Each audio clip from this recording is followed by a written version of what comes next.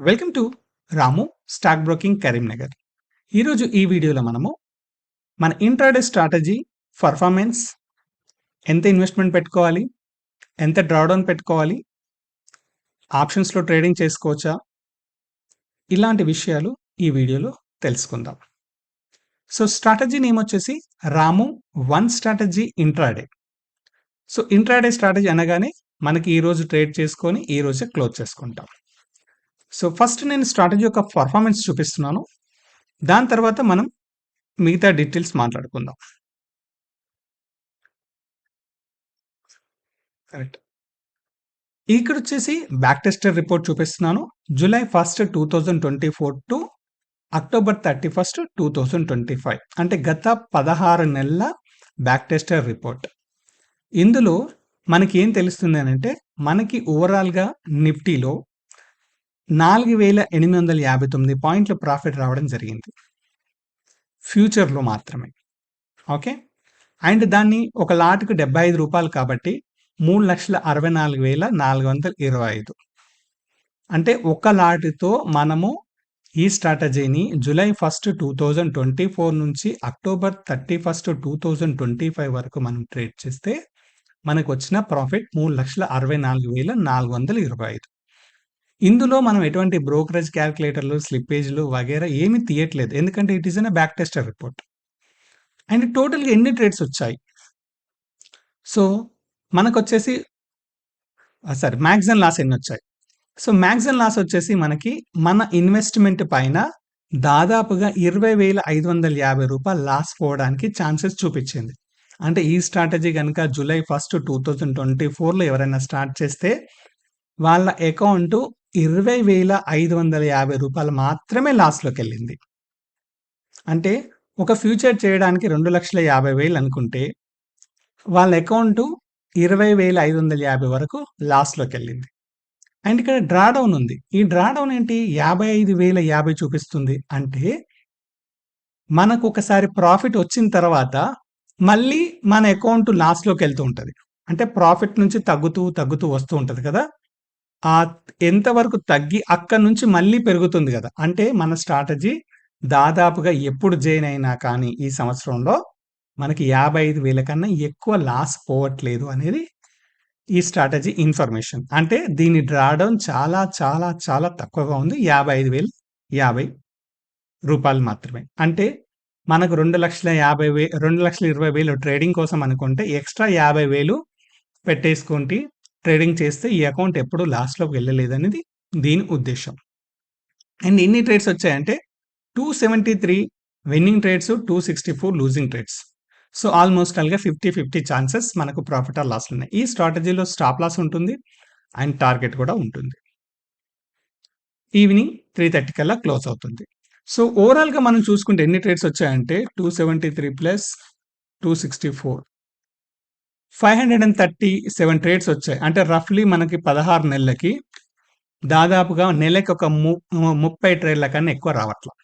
అంటే హార్డ్లీ ఒక డేకి 22 వర్కింగ్, మనకు మంత్కి 22 వర్కింగ్ డేస్ ఉంటే హార్డ్లీ ఒక రోజు 2 ట్రేడ్లు లేదా ఒక రోజు ఒక ట్రేడ్, ఎవ్రీడే ఒక ట్రేడ్ అయితే కంపల్సరీ ఉంటుంది.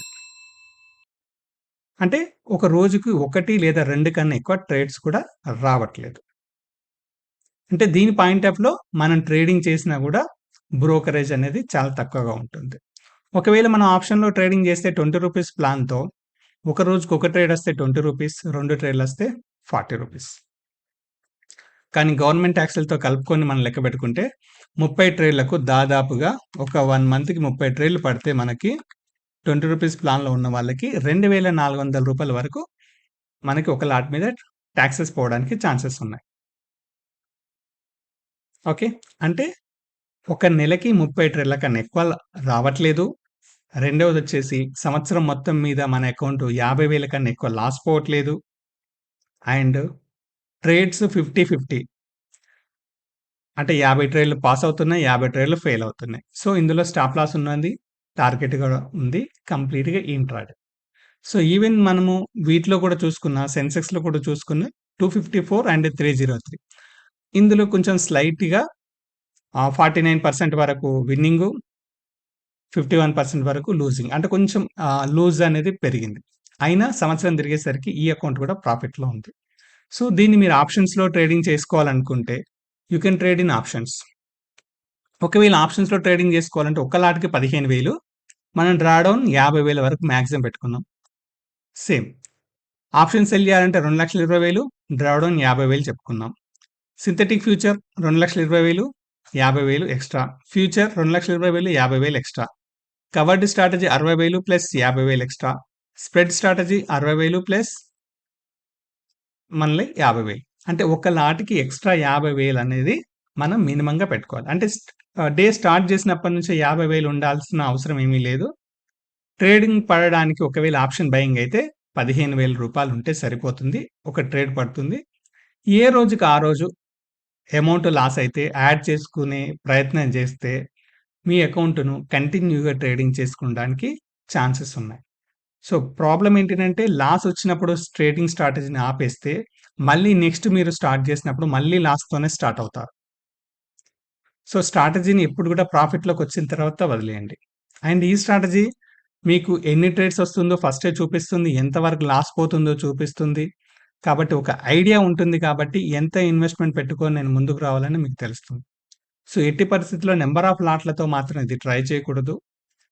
వన్స్ ఒక 1 ఇయర్‌లో మీరు ప్రాఫిట్‌లో 1 ట్రేడ్‌తో, 2 ట్రేడ్‌తో, 2 లాట్స్‌తో మీరు ప్రాఫిట్‌లో ఉంటేనే next year you can continue with number of lots. ఎందుకంటే అప్పటి వరకు మీకు కాన్ఫిడెంట్ పెరుగుతుంది. ఒక 1 ఇయర్ ఈ స్ట్రాటజీ ఎలా జరుగుతుంది? దీని పెర్ఫార్మన్స్ ఏంటి? అని మీరు రియల్‌గా ఫీల్ అవుతారు. అండ్ ఫ్యూచర్‌లో వచ్చినట్టుగా ఆప్షన్స్‌లో రాదు. ఎందుకు? ఫ్యూచర్‌లో టైమ్ డికే ఉంటుంది. సో, డికే వల్ల మనకంత ప్రాఫిట్ రాకపోవచ్చు. ఈవెన్ పాయింట్స్ ప్రాఫిట్ వచ్చినా కానీ మనకు ఆప్షన్‌లో అన్ని పాయింట్స్ రావు. సో, మరి ఆప్షన్‌లో ఎన్ని పాయింట్స్ వస్తాయి? ఒకవేళ మీకు ఇక్కడ టార్గెట్ నేను 90 పాయింట్స్ పెట్టాను. అంటే రఫ్‌లీ 100 పాయింట్స్ నిఫ్టీ గనక మీకు మూవ్ అవుతే, మీకు ఒక లాట్ ఆప్షన్‌లో దాదాపుగా 40 పాయింట్లు రావడానికి ఛాన్సెస్ ఉంది. కొన్ని సందర్భాల్లో 50 రావచ్చు. అంటే ఒక ఫ్యూచర్‌లో అక్కడ రూ. 1,00,000 ప్రాఫిట్ వచ్చింది అనంటే, మీకు ఆప్షన్‌లో 40,000 వస్తుంది. అంటే ఒక లాట్ మీద ఇక్కడ మీరు కాలిక్యులేషన్ చేసుకోండి. 3,64,000 ప్రాఫిట్ వచ్చిందనంటే ఒక్క లాట్ ఆప్షన్ ట్రేడింగ్ చేస్తే దాదాపుగా ఇందులో మీరు లెక్కబెట్టుకోవాల్సిన ప్రాఫిట్ ఎంత అంటే 40%. 1,50,000 వరకు ప్రాఫిట్ రావచ్చు.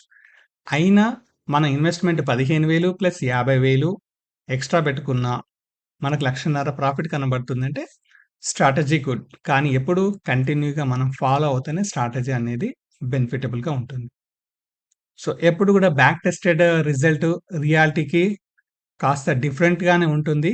కానీ స్ట్రాటజీని పట్టుకొని కంటిన్యూ‌గా ట్రేడింగ్ చేసుకోగలిగితే మనం స్ట్రాటజీలో ప్రాఫిట్‌లో ఉంటాం. సో, చార్జెస్ ఎక్కువ పోతున్నాయి.